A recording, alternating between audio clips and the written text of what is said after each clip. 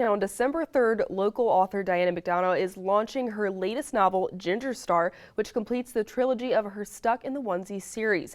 And Diana is joining us live this morning and telling us more about the series and the newest edition. Good morning, and thank you for joining us. Thank you for having me. Absolutely. So first of all, just give us a little bit of background on the trilogy. I know you were telling me a little bit beforehand. Right. Well, my first book, Stuck in the Onesies, is based on a true story. My mother and a friend of hers raising kids in the 60s back in Washington, D.C. and back here to the shore. It talks about a lot of when the social issues first bubbled up to the surface, riots, women's rights, and all that type of thing. Deals a lot with racism. When I wrote it, I sent a few chapters to my sister to review, and she looked at it and she said, Diana, she says, our parents were racist, get over it, write about it. So I did. Oh. So it talks about racism and how they evolved over 30 or 40 years with their views. And then the public wanted a sequel, so I wrote My Mother's Apprentice. So it's a story of the daughters, one of which is me. Some's true, some not. That's why they call it creative nonfiction. Yes. Then my third novel is historical fiction, which will tie back into these two books. It's based in 1720 Jamaica.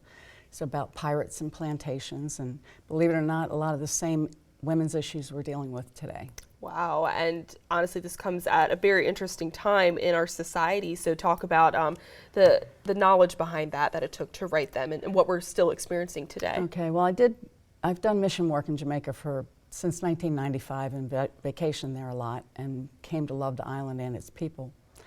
And as I decided to do a historical fiction novel, I was working on Ginger Star. I thought I was done, and then COVID hit, and we all knew I didn't make it down there for my last research trip.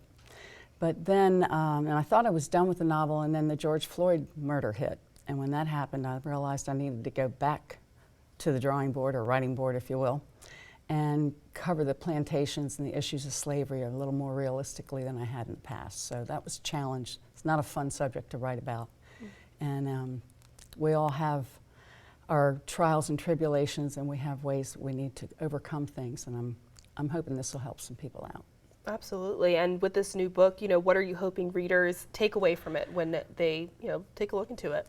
Well, first of all, the issue of slavery and pirates. You'll meet some real pirates in the story, and I've taken some liberties with that, so it's a lot of fun to do that. But I hope that their takeaway is to learn how far we have come in our society, but how far we still have to go.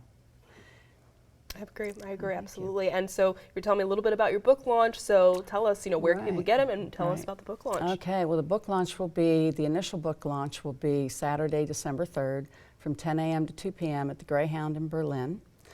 Susan and Mari Wembrough have been really good to myself as an independent author and the rest of us here on the Eastern Shore. So I'd like to launch it there, and if you show up there that day, you'll get some discounts on the books you won't be able to get anywhere else. And the book will be available after that in all the normal places on the Eastern Shore and where people normally get their books. Absolutely. Well, thank you so much for talking about this. It's a serious topic, and I'm glad that you are doing the research to write about it as well. Thank you. Appreciate your time. Of course. Appreciate the help. Absolutely. Thank you. Come back and see us, okay? I hope to.